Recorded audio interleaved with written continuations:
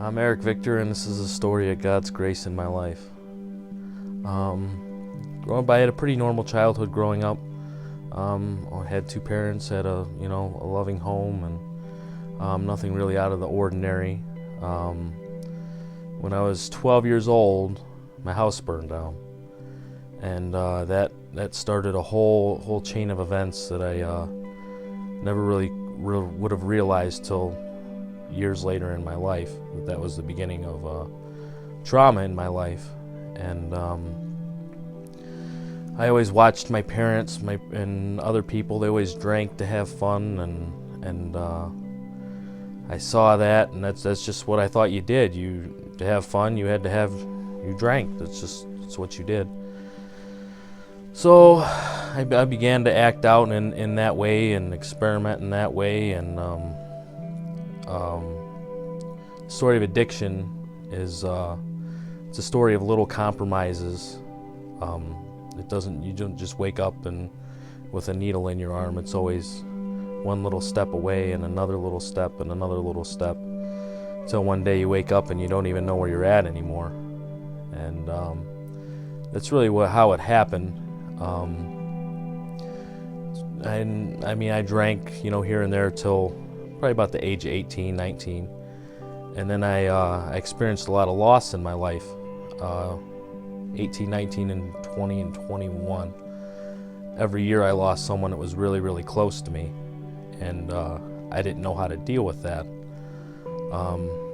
Addiction is also the outward expression of an inward emotion.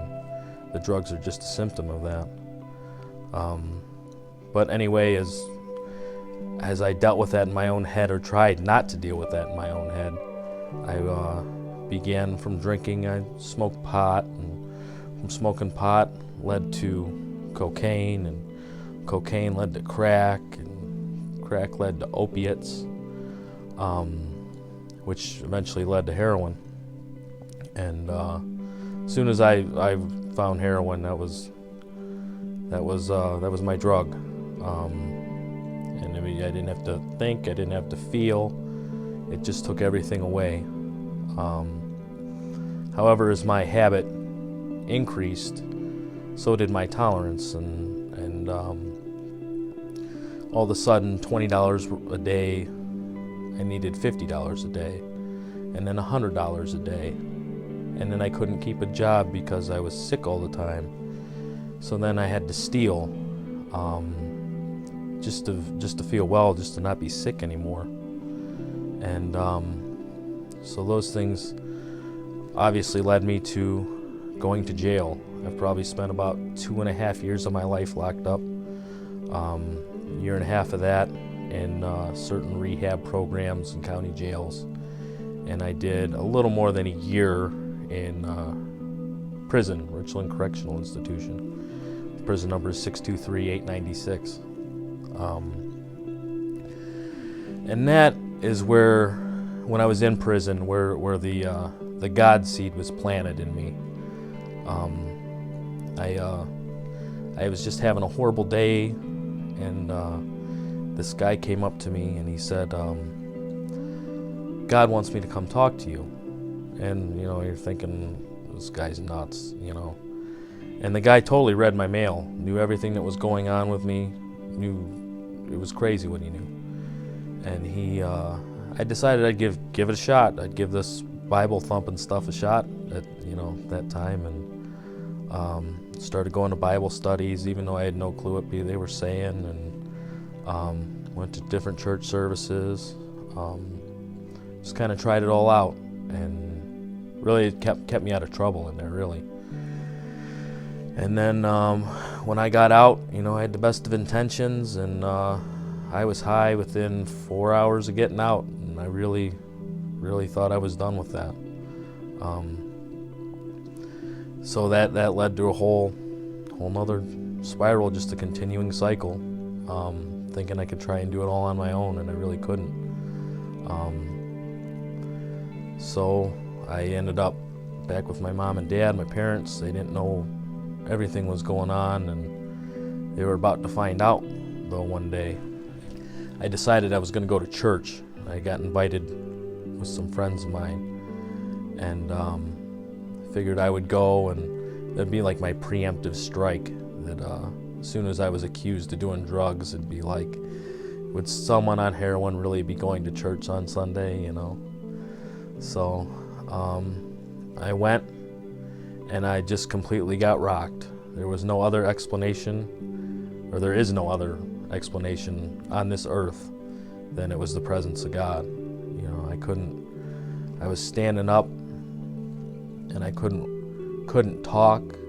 I couldn't sit down. My legs were shaking. I'm crying. I had a guy next to me literally holding me up, and I didn't know what was going on. It didn't match my inside emotions, because I was just like a scared little kid almost inside, just like, what's going on? And it was funny. I remember looking at the worship leader on stage, and he's smiling, just staring at me, and I'm like, oh great, these guys think it's funny. I'm falling apart. It's just this good time.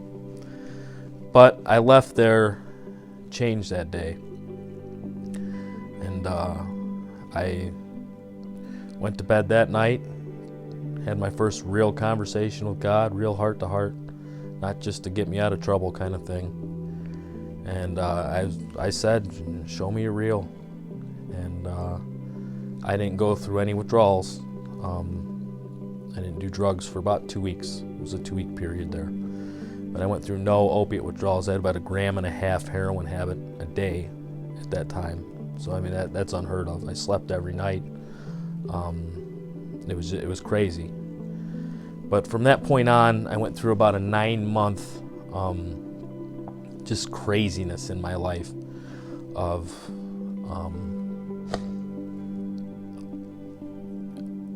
God just showing up and me knowing the right way, but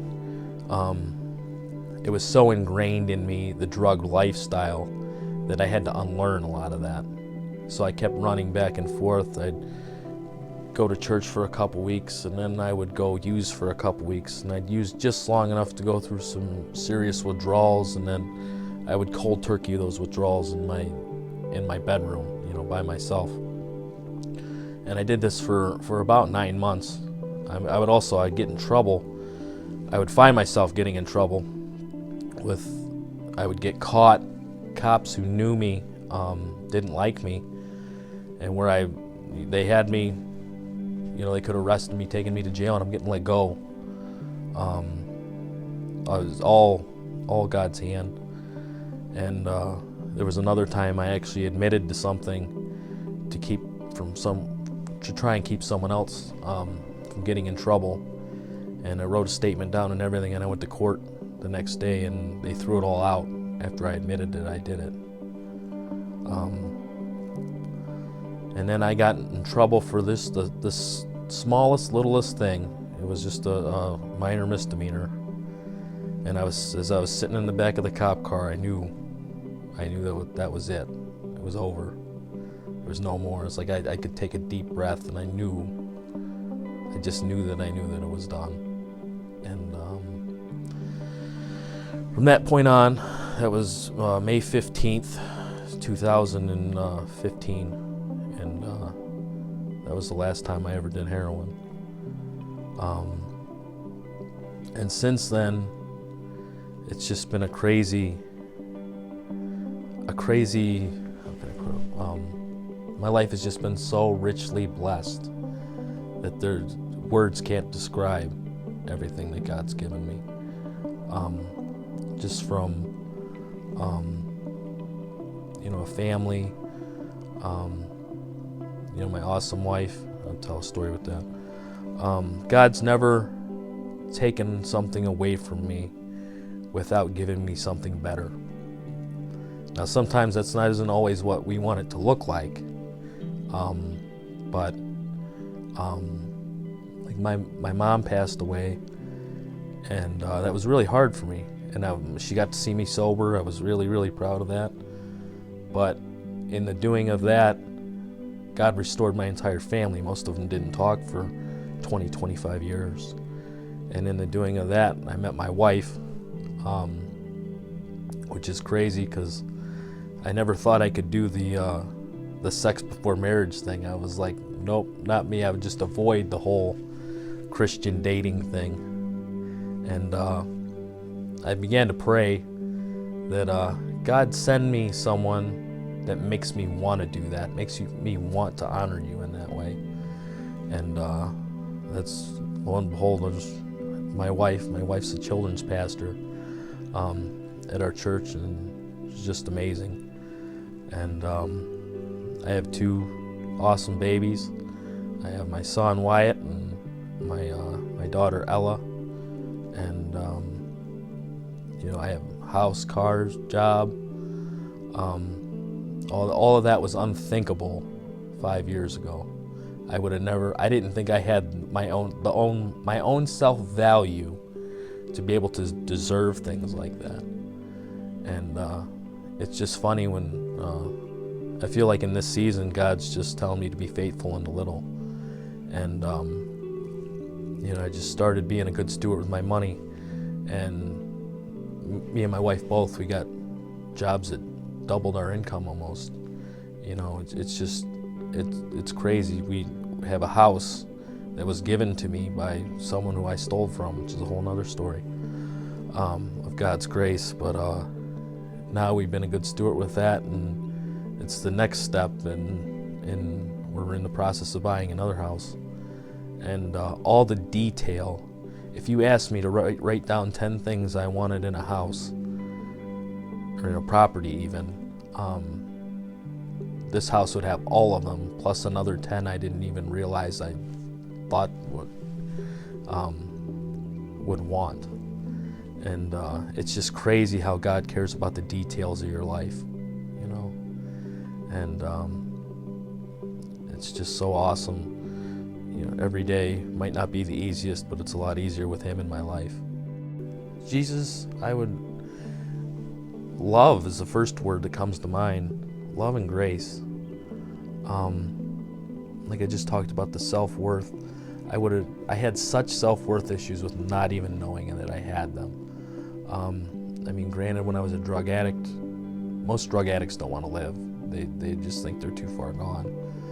But, Jesus came into my life and He showed me so much better than what I could have ever imagined. Like, if I would have thought that, right here life is good, like my life right here is up here, and it amazes me every day, just the detail, like I say. And grace and forgiveness, because we can all beat ourselves up and oh man, I'm not as obedient as I should have been. Man, I should have prayed for this person, I should have done that. And at the end of the day, I think we're all more obedient than we think we are.